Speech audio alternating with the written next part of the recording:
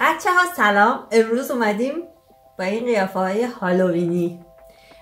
سلام کن به بچه ها. سلام بچه ها. هر دفعه زیباتر از دفعه بعد توی ویدیوهات.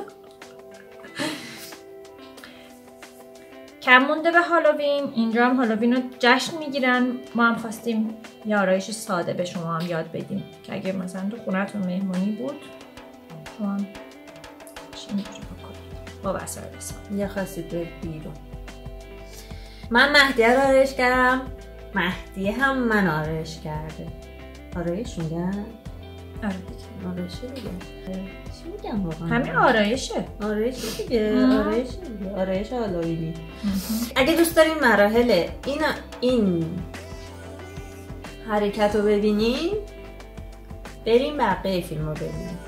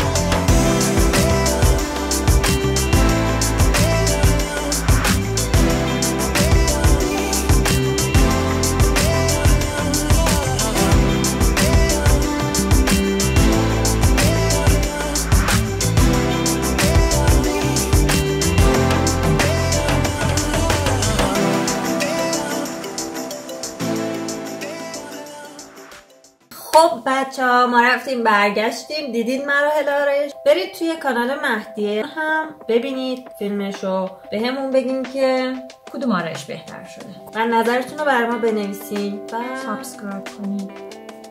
دیگه نمیخوام بگم سابسکرایب کنید. اگه دوست داشتید سابسکرایب میکنید، لایک هم میکنید.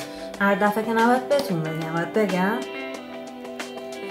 حالا با اون قیافه بچه‌هارم بترسون. همشون اینجوری شاید ماسک گذاشته بودی همش هدر شد. سامان دوباره میذارم تا ماسک بعدی، تا ویدیوهای بعدی. خودتون رو دوست داشته باشین. منم شما رو خیلی دوست دارم. خدا نگهدار.